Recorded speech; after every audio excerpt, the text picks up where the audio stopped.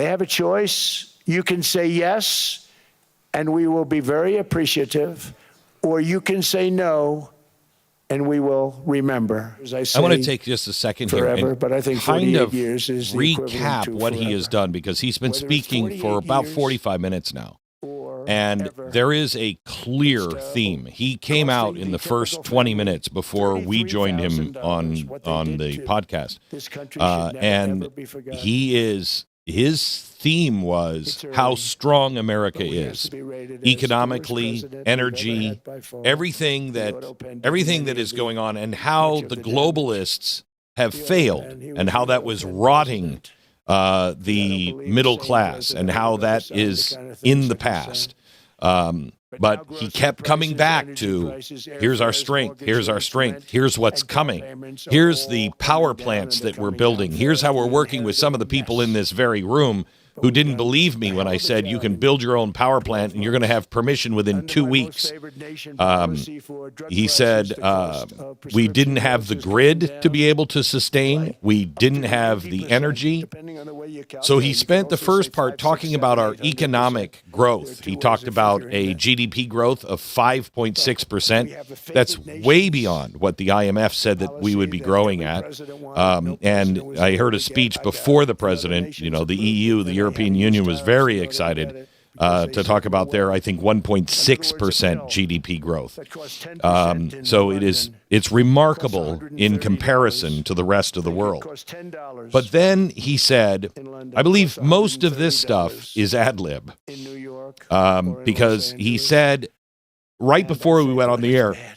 Friends of mine would say, you know, we go to he said, I London, think you I'd can get buy bad this stuff for reviews nothing. We go if I all didn't over the talk world, we about can buy it for Greenland. nothing. And he said, do you want me to talk Because about Greenland? basically America was subsidizing every He said, nation in because the I world. think I need to Because address that presidents here. allowed I to wasn't get going away to, with but it. It let's became talk very about tough. Greenland. So when I called And he has spent now the last half an hour, Macron, I watched him yesterday. one way or He another, was wearing speaking about sunglasses. Greenland.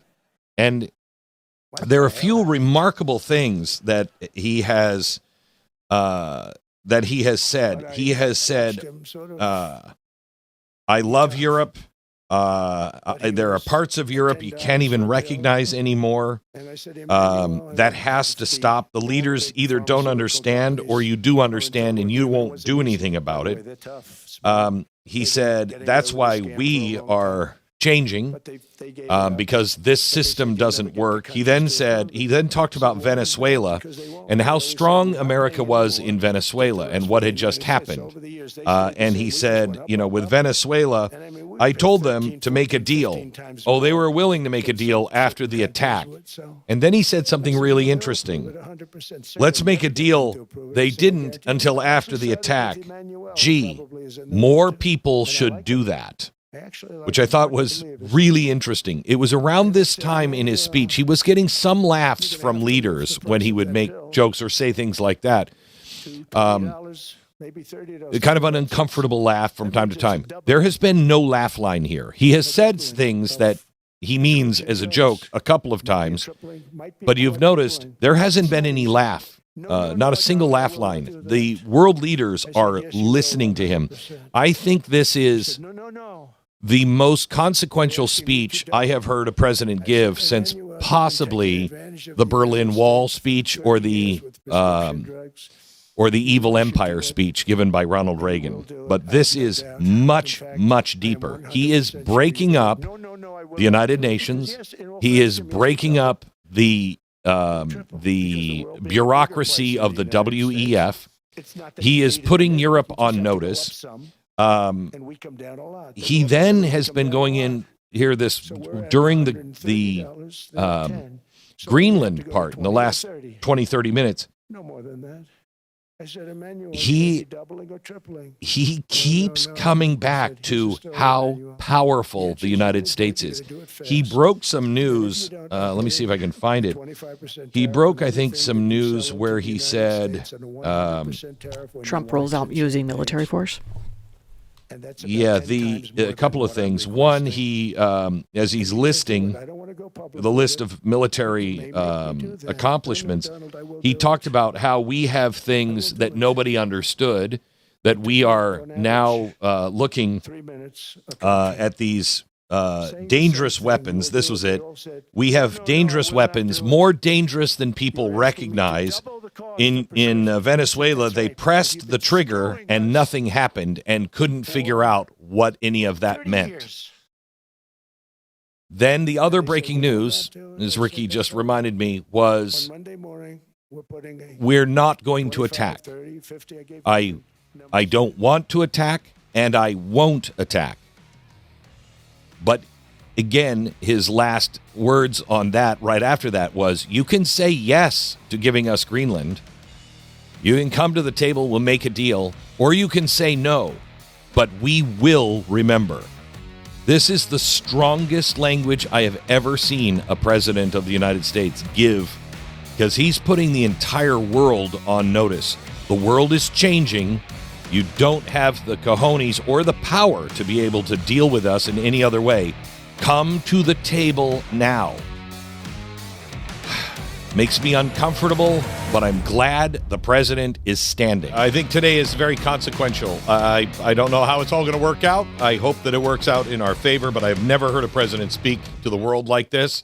And he means it, and he knows he is carrying a very, very large stick. He knows it. And, you know, there are parts of the speech that he was the typical Donald Trump, you know, and I'm the greatest, and you all know it, which always makes me a little uncomfortable. I wish he were a little more humble, but that's Donald Trump.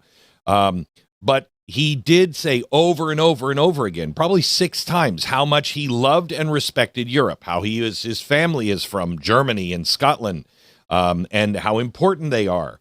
And how much the history between us and how much Western culture means. However, Western culture is dying in Europe because you refuse to stand up for it. When he got into Greenland, he really started to, he said, Europe has turned their backs on things that have made us strong. He took on Canada in a way I have never heard before.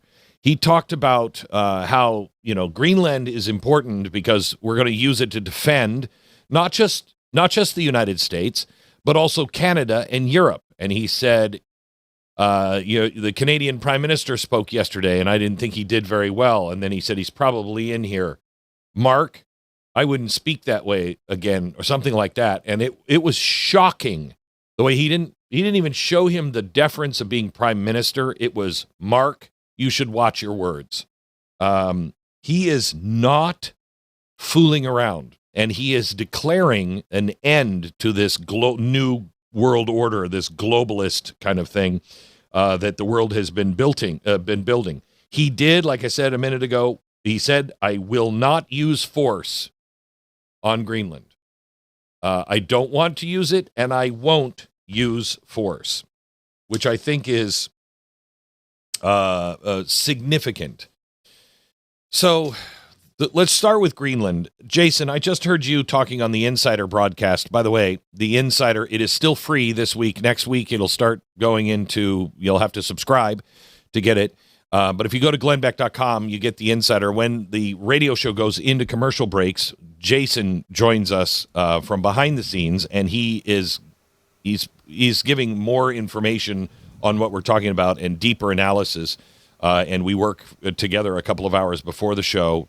So we are in sync, and he gives all the information I just don't have time to give. But you gave a great stat a minute ago about how Greenland pledged during the Trump first term. He went to Europe and said, NATO allies, you need to pony up for your own defense. We are paying for all of it, and we're done paying for all of it.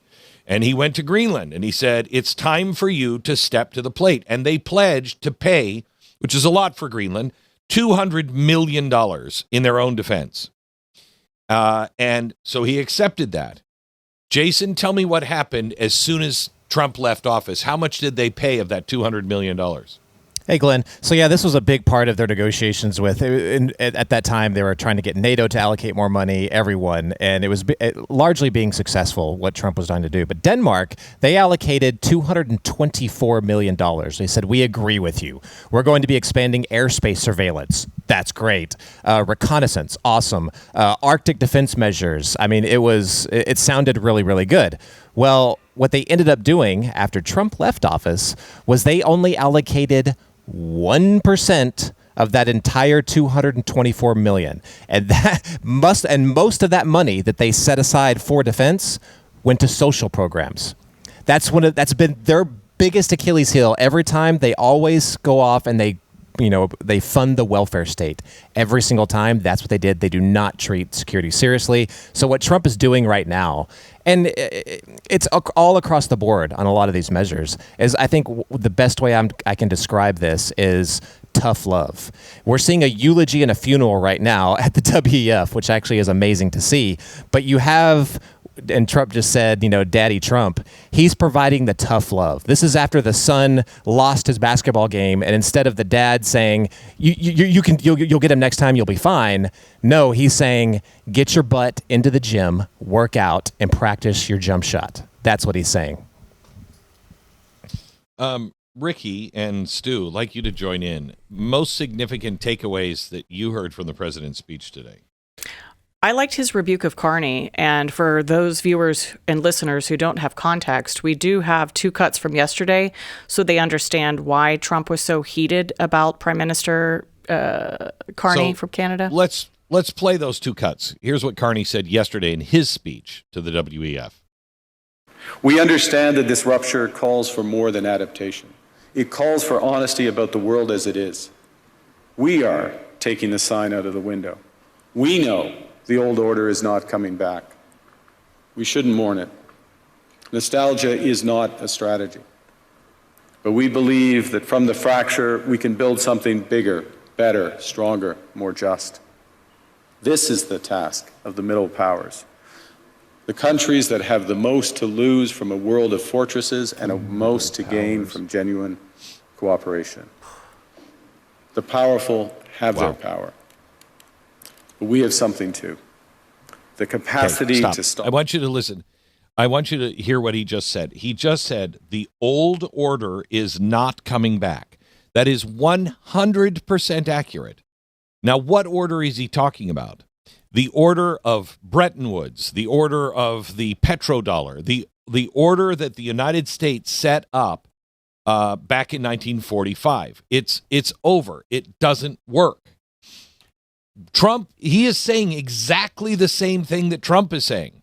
However, Carney is saying that's why we need to band together and have a new world order, this great reset kind of order. We'll have a new world order where the elites all get together from all over the world and they make the decisions. Trump, the beginning of his speech, he was talking and addressing that very thing.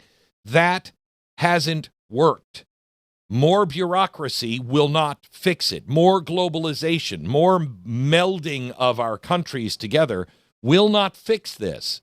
That is not the way to go. That is more of what was built in 1945 that is not working. It's time to end all of that. Here's cut 2 from Carney. For decades, countries like Canada prospered under what we called the rules-based international order. We joined its institutions, we praised its principles, we benefited from its predictability. And because of that, we could pursue values-based foreign policies under its protection. We knew the story of the international rules-based order was partially false, that the strongest would exempt themselves when convenient, that trade rules were enforced asymmetrically. And we knew that international law applied with varying rigor depending on the identity of the accused or the victim. Can we stop here for a pause just for a second? That is amazing that he is saying that, because he is describing exactly the order that they are trying to impose on people. That if you're an elite, you get away with it. But if you're a little guy or you're on the wrong side, you don't get away with it. You pay a very heavy penalty. He's saying that, he's implying here that the United States was the one that won every single time, and little countries like Canada did not win. I would suggest, Mr. Prime Minister, you won a bucket load. You won a bucket load. Canada, and I do not want a Canada bash. I love Canada. I love Canadians. I don't want to have a problem with Canadians. But let's please just admit the truth. The United States has foot the bill for your security. You have all benefited from the United States being as strong as it was. Meanwhile, every one of you hollowed us out. We allowed you to do it, but we got into the World Trade Organization. We did all these things and said, you know what? We're gonna spread the wealth some. And you all benefited from that. Most importantly, you benefited from the shield of the United States military. You want to know what the world is like without the United States? I think Donald Trump should say no more protection for anyone but the United States. And the American people would cheer. We're not footing the bill for a single war, not a single tank, not a single airplane, nothing. You get nothing from the United States in defense. That is almost exactly what he said in much shorter form. What he said. His quote was, Canada lives because of the U.S. Remember that, Mark, the next time you make your statements. That's really direct and clear. And have you ever heard, Stu, have you ever heard a president of the United States speak like that? No, but how common is this, Glenn? I've been doing this for a long time. How common is it when we cover another nation who has received all sorts of bounty and gifts and protection and favors and all sorts of things from the United States, come up and do their speech in front of the UN, in front of Davos, whatever it is, and bash us over and over and over and over again? It feels good to have a president that stands up and says, no, you're not doing that anymore if you want anything from us. Good.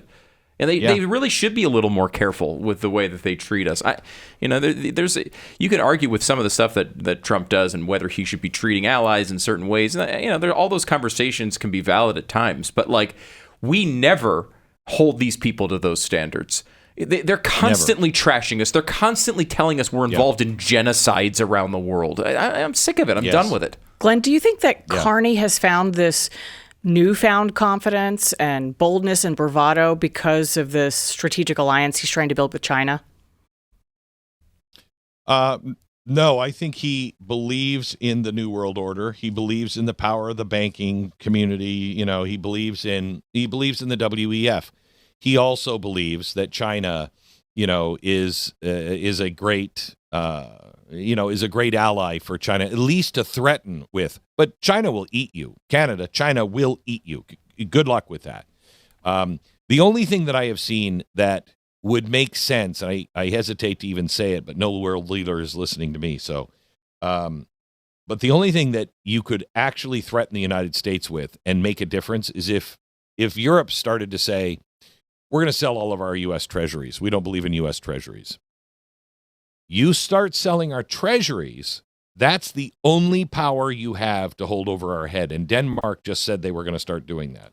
We don't believe in U.S. treasuries anymore. We're thinking about liquidating all of our treasuries.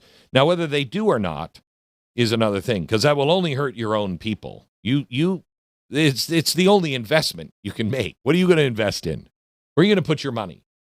You're going to put it in the United States, in the United States stock market, or are you going to pull it all out and put it someplace else? You're not going to do that.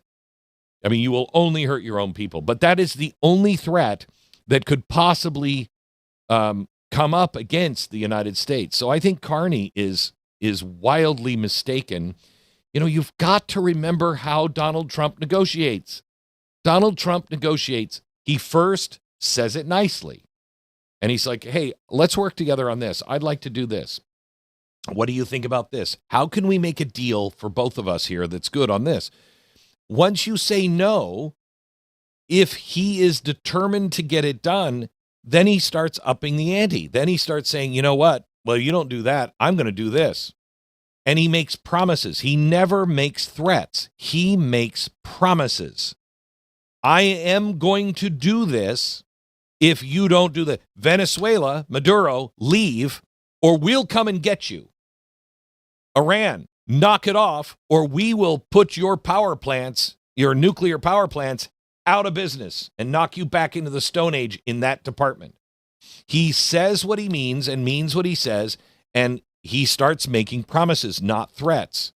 So when President Trump is All he's asking for here, and you may not like the way he's asking for it, but it's high time that somebody in America has stood up for us in America.